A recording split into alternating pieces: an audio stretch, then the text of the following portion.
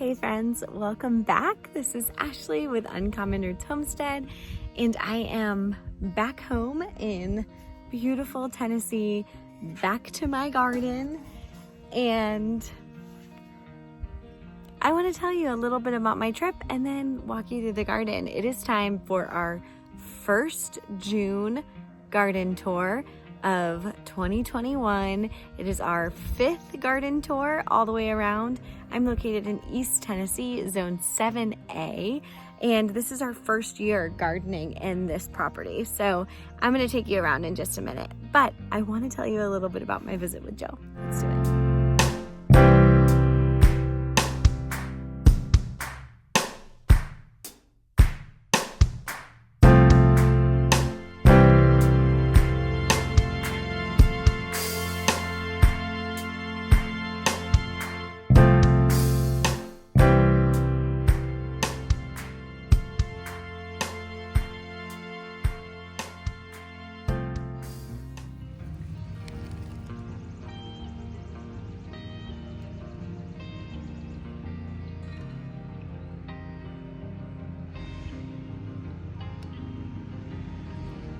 So we just spent the weekend in Arkansas visiting some of our very sweet friends, Jill and Nathan, and their children, and we just had the most wonderful time with them. When I say that Jill is the sweetest friend, I mean the sweetest friend. Not only is she caring and kind and inviting, but she's real. She's the kind of person that you want to surround yourself with, that makes you better, that makes you think critically. I just value her friendship so much, and we just had the best time in Arkansas. And it's so interesting when you visit a different place. I travel a lot for work, but I don't often get to see different farms in the different places that I am visiting. And we had the opportunity to not only see Jill and Nathan's farm over at Whispering Willow Farm, but we had the chance to go see Jess and Maya's farm over at Roots and Refuge.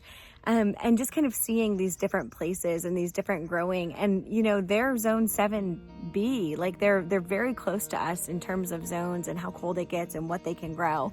But just seeing the difference in where their gardens are right now in comparison to mine, it's what makes this whole community and what makes garden tours so interesting and so cool, is that I can garden here in Zone 7A, East Tennessee, and my tomatoes can be 3 feet tall.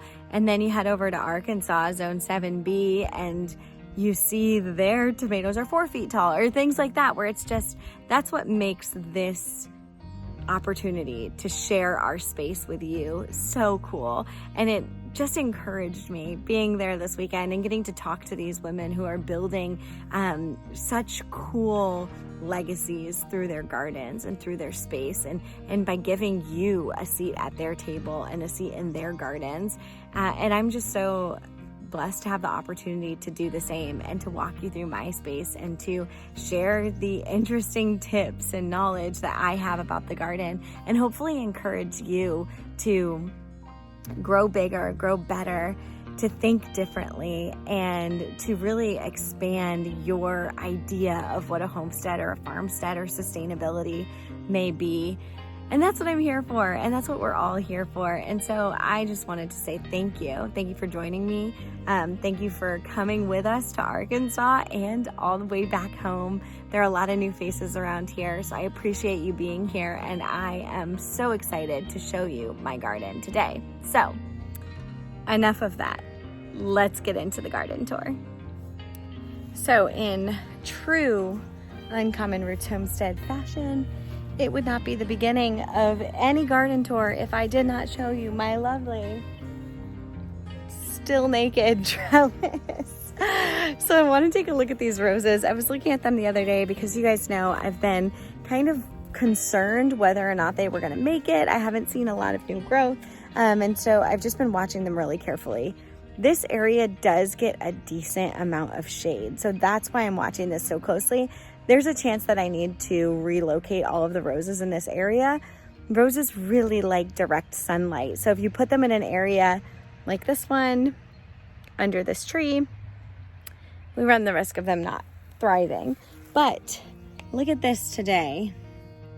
I am seeing so much new growth that I think this plant might make it. So this one that's next to it, I'm not sure. I'm not seeing as much new growth. He's looking a little damaged, so just not looking super happy. Speaking of not looking super happy, I have this guy, and even though I do see some new growth and young growth, he's just not getting enough sun. I'm gonna have to go ahead and relocate. All right, I wanna pause here for a second and talk about how I am going to trellis my tomatoes. So if you guys follow along on Instagram and even in the last garden tour, you know that I need to get on it with my tomatoes. That is on my list this week. I'm going to get to it. I also started milking Jeannie this week, so it's just been a busy week at the homestead, and we don't live here yet. We live about 25 minutes away, so everything that we do here in the garden with the animals, it takes a lot of planning and time. It's not as simple as walking outside our door. So that being said, you'll see today that my tomatoes are out of control, really in need of being tied up and pruned, but that's okay. They all look really healthy, and I'm going to get to that this week. But Kevin built me these trellises with all materials that we had here on the homestead already, to be able to repurpose them. It's a cheap option. It's gonna work really well. It's gonna last a long time, and we didn't have to go get anything. So it was a lot easier for him to just implement right away because I needed some kind of structure for the tomatoes. So what he did is he took these T-posts. We actually had these T-posts and this fencing. So this is just field fence. We had that fencing, and it had created like an internal pasture on our property that we're not using right now because our house is under construction. And so what he was able to do is take down that fencing, and he just rolled it up because he was sure that we would use it at some point or need to get rid of it. Either way, when he took it down, he rolled it up, and then he saved all of the T-posts. So what we were able to do is take those T-posts, take that fencing, and then he ran it across each of these beds. He did it on all of the 6x3 beds as well as the 3x15 bed. The 3x15, he actually did 2 supports in the middle as well, just to give it some extra structure. But the great thing about these is similar to using a cattle panel. We're gonna be able to tie the tomatoes up to these, and then they're about 5 feet tall. So they're not quite as tall as I would have loved them to be, but it should work. Usually I don't like my tomatoes to get higher than 6-7 feet tall. So even if they hang over a little bit, it'll be okay. But I think these are a great option. And if you have access to, materials that are, maybe you have a property where you have some old materials, or you can find some materials in a salvage yard, this is a great option. I just want to, sometimes we get all up in our heads and we think like, oh, I can't do this because I don't have the right equipment, or I don't have the right infrastructure in place. And sometimes that's true.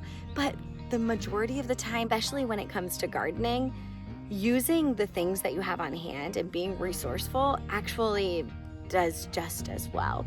So be encouraged. If you don't have the means to go buy a bunch of cattle panels or to buy the perfect trellis system, look around you. Start to ask yourself, what structures could I put in place that something could grow on? And then use that. So here you can see, this field fencing is metal, it's woven. See, there you go. So it's really pretty strong. You want something that's going to be sturdy because tomatoes can be really heavy. So you want to make sure that you have the ability to tie up a good amount of weight to them. But here you can see my neglected tomatoes. Guys, this is out of control. If your tomatoes look like this, then you have neglected them, but that's okay. They're not beyond salvaging. What it means is I need to get my pruners out here, and I need to get some string. And what I'll do, this is the top. You don't want to top your tomato. You want to make sure that as you're pruning, you're aware of this main stem and then prune around it. So I'll prune to one primary stem and I'll start tying it up. So what I'll do is I'll take right here under this armpit and I'll connect a string, and then I'll connect that string to this trellis and then let that kind of hold it up a little bit, get it off the ground where it's trying to go right now. and hopefully keep it a little bit healthier. So the reason that you don't want to let tomatoes just go and crawl over the ground is that tomatoes set off roots anywhere they touch the ground. You'll notice if you touch the stem of a tomato plant, there's all of these little bumps. All of those little pores and like all these little hairs, I don't know if we can focus on them, all of those little hairs, those would become roots if I let this just lay out on the ground long term. And some of them probably have. Some of them have already started to connect here, and that'll be okay. I'm just gonna pull them gently up and get them tied up to the trellis. What I don't want is those to set roots, because as the fruit starts to set, if it's growing on the ground like that, the fruit is going to be much more likely to get eaten by pests, and tomatoes can be really bushy and they like some air. So you're going to deal with a lot more pest and disease pressure if you don't take care of your tomatoes. I'm actually pretty embarrassed by how wild these beds have gotten. I mean, look at all those tomatoes.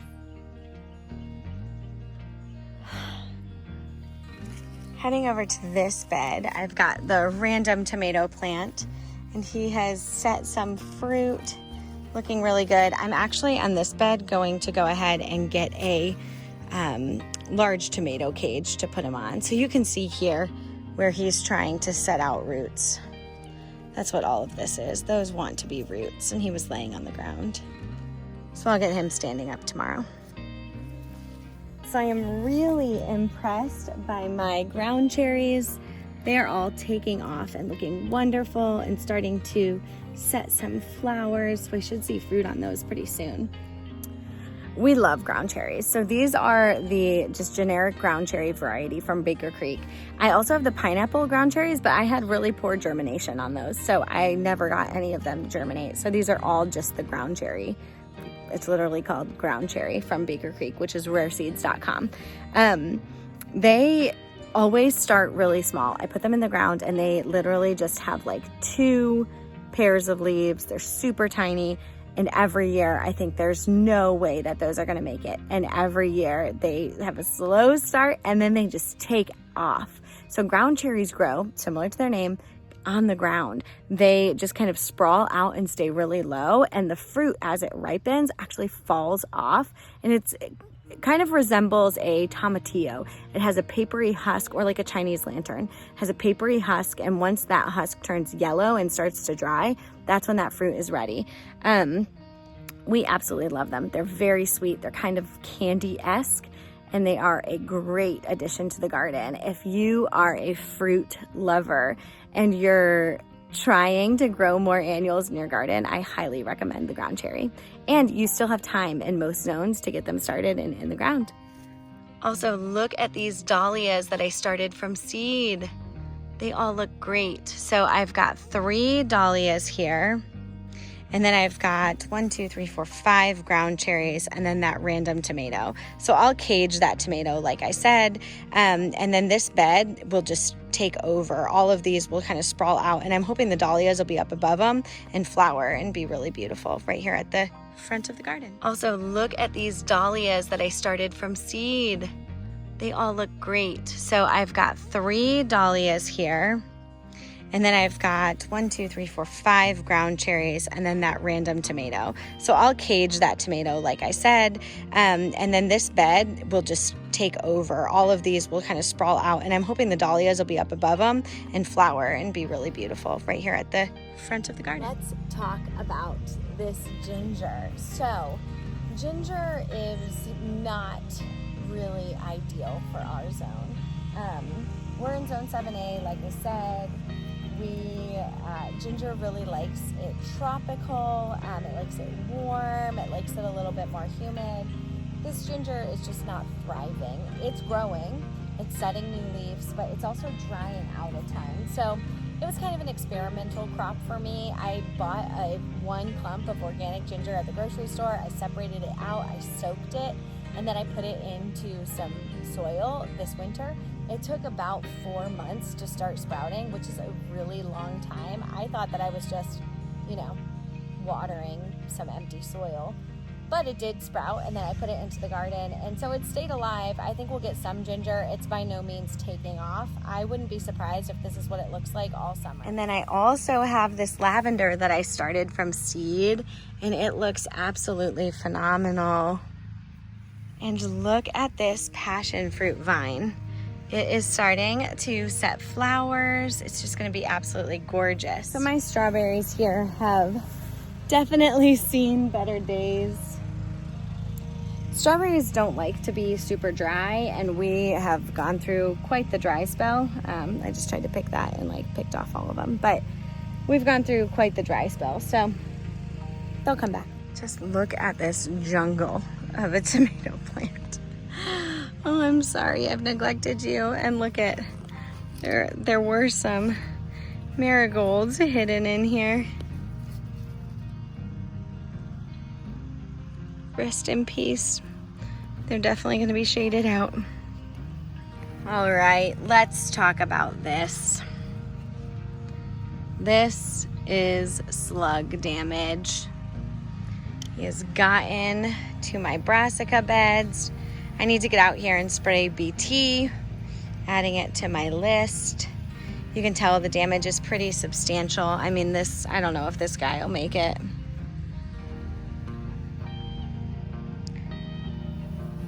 This is my other brassica bed. It is looking pretty good. It's also got some of that slug damage, so I need to come and spray BT to take care of these worms. But my cabbage, this is Napa cabbage, and it looks pretty good. I'm seeing a little bit of damage, but I'm still waiting for these to really firm up to be ready to harvest. I'm hoping this one looks like he might go to seed before he starts firming up. Really, you want to start to see these leaves kind of folding over, and then it'll get much more firm, and that's when you know it's ready to harvest. The one thing that's great about most cabbage, especially Napa cabbage, is that I can actually pick these outer leaves and harvest them and cook them right now. You don't have to wait for it to harden up.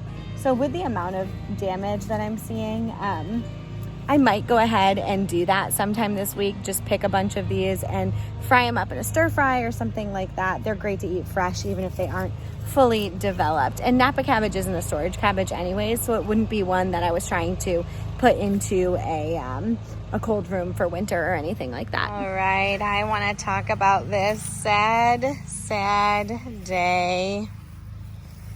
I'm hoping that this guy is gonna make a comeback. This was gold variegated oregano, and it was absolutely stunning. And then it died. So here's the thing. Plants die. Plants die in my garden. Plants die in everyone's garden.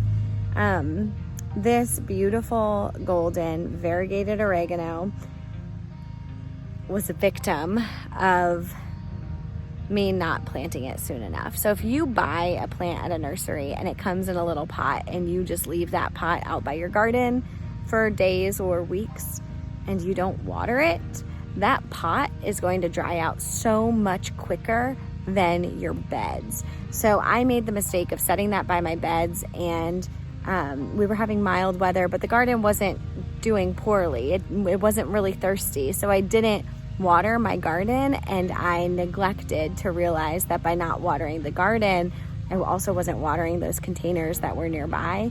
And unfortunately, that oregano dried out so much quicker than the beds. It doesn't have all of the other soil to keep it moist. It doesn't have anything covering it to keep it moist. And so it dried out, and he really suffered. It was huge and beautiful, and now it is just like holding on for dear life. So I am hoping that it pulls through and survives, because it was absolutely stunning and so fragrant, and I'm super bummed. But speaking of very fragrant, I am over here by my herb planters, and I have got this thyme that is starting to flower, and it's beautiful. Oh, it smells so good. Look at how beautiful that is. It's just gorgeous. And my chamomile is looking wonderful. And the mint has just exploded. My nasturtiums really are taking off. as is the sage. It's just so fragrant. Seriously, standing by this bed, it's like standing in an herb room. It's just fantastic. Look at how stunning that English lavender is. And then I've got my holy basil taking off. That is gonna be wonderful. And I've got some more lavender. Okay, let's talk about nasturtiums for a minute. So nasturtiums are wonderful. They're an herb. The entire plant is edible, so that means you can eat the leaves, you can eat the flowers. They're really pretty. A lot of the varieties will climb, and they're just a great herb to have in your garden. But the flavor, so they taste a lot like horseradish. They're very spicy.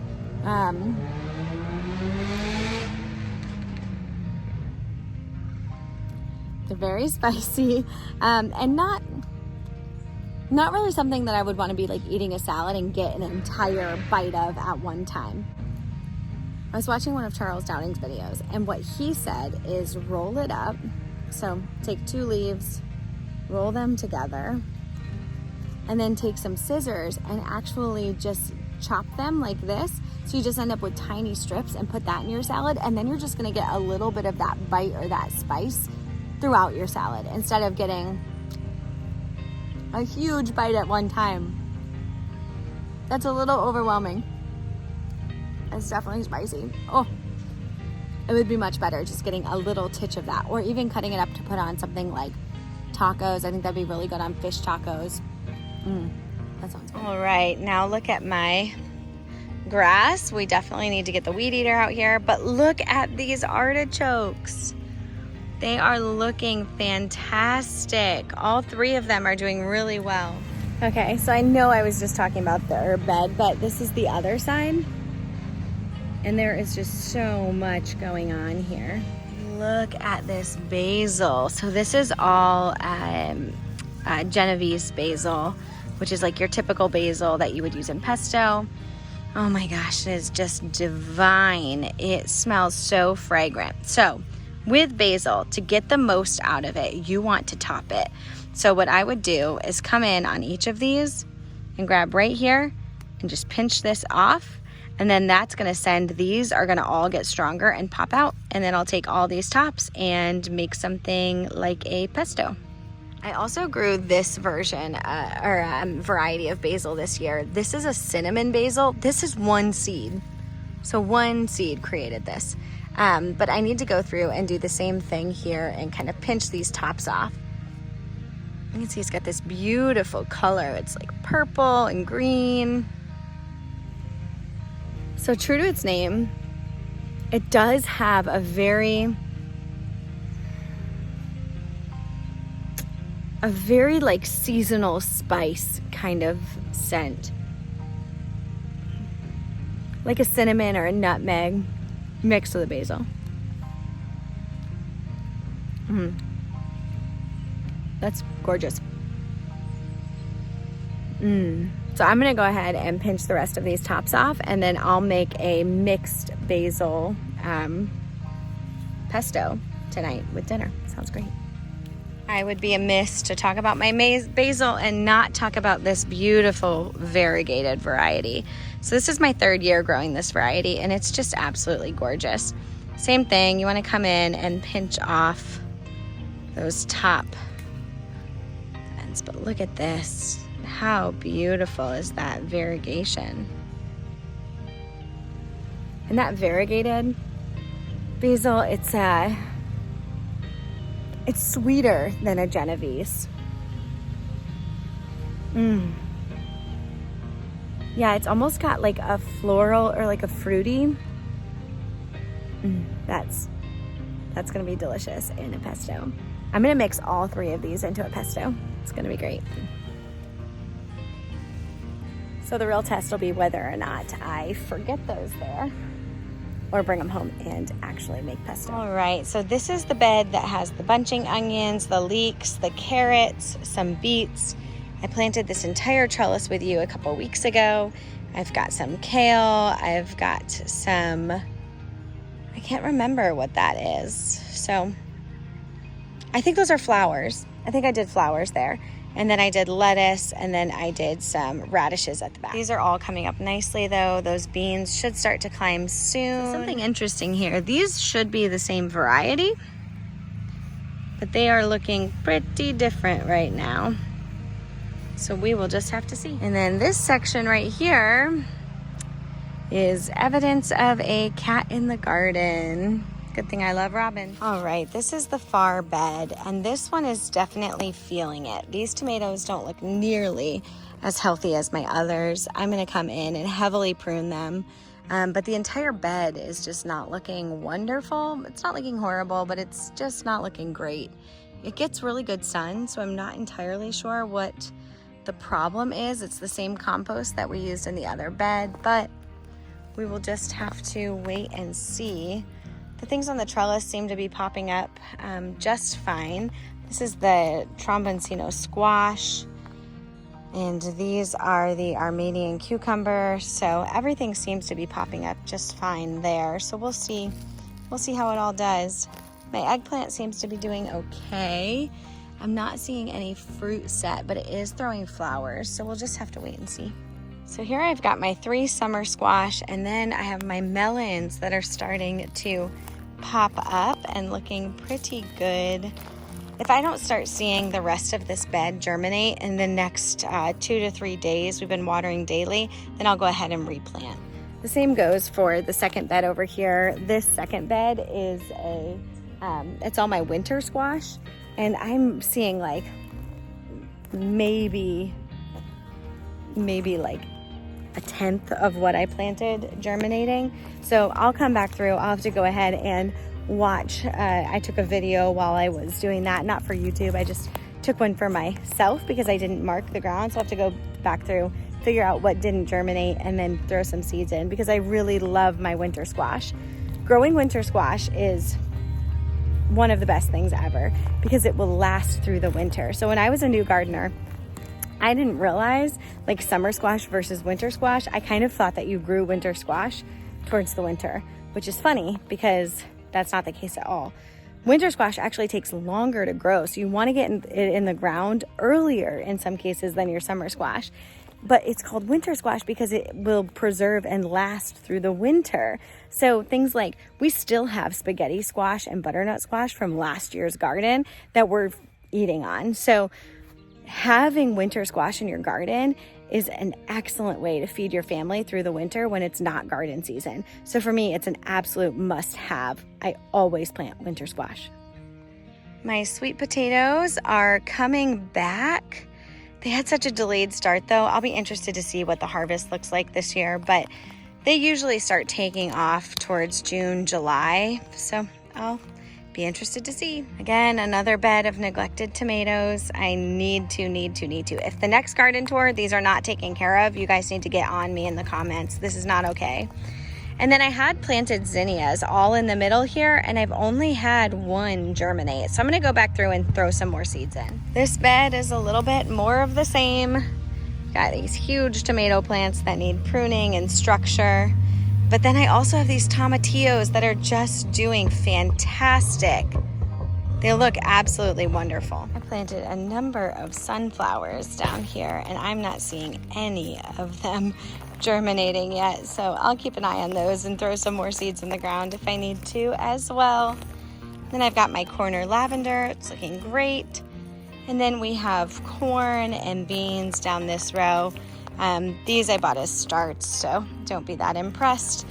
And then some of them are starting to germinate. I'm seeing some come up and pop up throughout, so we'll just keep a close eye on it. We ended up getting about 4 weeks of drought right after I planted all of those. And at the time, we didn't have running water here in the garden, so it was really difficult to keep the soil moist and in a good kind of place for seed germination. So I'm dealing with a really poor germination rate on those back beds, but I don't think it's the compost. I think it was the environmental piece. So what I'm gonna do is keep an eye on it. And like I said, in the next couple of days, if I don't see germination, I'm coming back out with a bunch of seeds and I'll throw them in the ground. And now that we have water, we can stay on top of it. So all of those red onions that I just replanted here are popping up and looking wonderful. So this bed will be ready to harvest towards the beginning / middle of fall. Again, I'm dealing with kind of bad germination on this trellis too. I think I might come back and replant it. I'm seeing a couple of things, but definitely not as much as I wanted. I got one of the melons I planted having popped up here. So, all right. So I want to talk about this asparagus bed. So asparagus is really cool. As you know, you don't harvest asparagus on the first year. So we got these crowns in the ground this year. We just went ahead and topped it with another load of compost. So when you plant asparagus, you kind of dig a trench and you lay it down with the roots kind of spread out so that they'll really make a lot of traction. So they come and they kind of look like little octopuses and octopi. I don't know. But anyways, they have just a bunch of these roots and then they have a little head. So you put them with the head up, but the roots spread all the way out. And then you cover them with about 2 inches of soil. And then once they first start sprouting up, you want to add like 3 or 4 more inches of compost on top. So we were late to that game. We added our compost recently, and as you can see, these had already started popping up throughout. So what we had to do is kind of go around them to add that soil. The reason you want to add that compost on top is you want to give those roots stability. So these grow tall and long, and what happens, and what's happened here in our bed, is that they just fall over if you don't give them that support that they need. So by adding the compost in, we're giving them a little bit more support. But that's not what I wanted to tell you about today. What I wanted to tell you about is white asparagus. So I'm sure you guys have seen at fancy restaurants, farm to table restaurants, or maybe even in your specialty health food store, white asparagus on occasion. If you're joining us from Germany, it's actually really common in Germany. It's considered a novelty and it's very popular. It's a popular dish. So what is white asparagus? I always thought white asparagus was just a different variety of asparagus, and honestly, here in Tennessee, it's not that common. We have one restaurant that does kind of like farm to table fun cuisine and they use white asparagus, but other than that, I'd never really seen it before. As I was doing some reading about asparagus to make sure that we were handling our asparagus correctly, because this is the first time we've grown it, I learned that white asparagus is just asparagus that has been protected from the sun so it doesn't develop the chlorophyll that gives it color, which is crazy to me. What that means is that white asparagus is just green asparagus. It's the same variety. So any of these asparagus, these green varieties, could be white asparagus. All you do is the white asparagus is harvested before it ever breaks out of the earth. So instead of letting the stems, so on year 2 or 3, not this year, but year 2 or 3, instead of letting them grow up and harvesting them when they're above the soil, they're harvested before they ever break the ground. So they aren't able to get the sunlight to turn that into that chlorophyll and turn the color green. How crazy is that? So what they do is in some cases they'll just cover it so that there's not sunlight and just heat on the soil so that the asparagus can grow up but doesn't change color. The most common way to create white asparagus is to mound up the asparagus as it starts to grow so that it never actually reaches out of the soil. I thought that was absolutely crazy. In Germany, like I said, it's really common. It's considered a delicacy, and most asparagus is grown that way, which is just mind-blowing for me. I had no idea. So if you want white asparagus, what you can do when it pops up, and what I'm going to try here as a test to show you in 2 years, so stick around, is you continue to cover it with soil. So like I said, I'm going to try it. Seems super crazy to me, but you learn something new every day. Also, look at all this new growth on this rose, and look at this. Gonna set a flower. Here's another view of that 15-foot bed with that new tomato trellis. These tomatoes are all getting a makeover this week. Take you over to my peppers. So these are some dahlias that are still popping up there. And then we've got all the peppers down this. Peppers are all looking really good. Nothing is fruiting yet. I've got some flowers set on these larger peppers. So I'm guessing that we're gonna actually have some of our first peppers in like June or July, which is crazy. Usually we don't get peppers until September, but some of these are really big. Look how large that is, and look at all those flowers.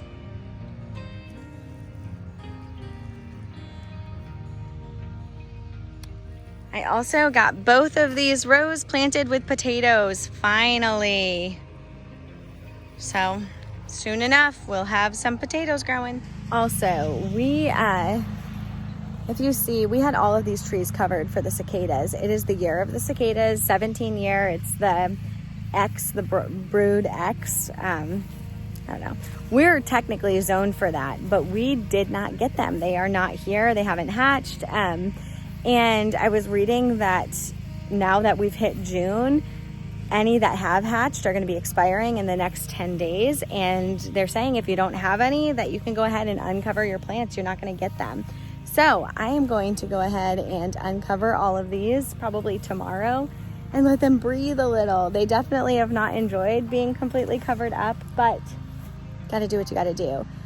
The cicadas actually wouldn't do any damage. They don't eat your fruits and vegetables. You didn't have to be worried about that. But what they do is they burrow into young wood to lay their eggs. And obviously when you have a young tree, the entire thing is young wood. And so if you had a mass influx of cicadas, so when we're talking about the brood X, we were talking about millions of cicadas hatching. If we had millions hatching here on our property, they would burrow into these trees and cause so much damage that the trees would likely die. So that's why we covered them up, to protect them. We've went ahead and uncovered a couple, and you can see they have suffered some damage. They're also pretty thirsty. We haven't had a good rain this spring. It's been pretty dry. So we'll go ahead and get those uncovered, and then hopefully the orchard will snap back, but they're gonna be happy to be out of that covering. Look at these little blueberries. They're very thirsty and starting to dry up. In a perfect world, I would be watering most of our trees and all of the blueberries. Those blueberries I just showed you, they're at the front of the garden. They're not part of the big blueberry row, but I'm not watering any of that right now. My stance on watering is, well, I don't have the infrastructure set up to auto water, so I can't just turn a knob and water all of these things. Eventually, I think we'd like to get there. But for now, what we do is water when things are absolutely needing it, with the exception of the annual garden. So perennials are notoriously resilient. Most of these won't give us fruit this year anyways.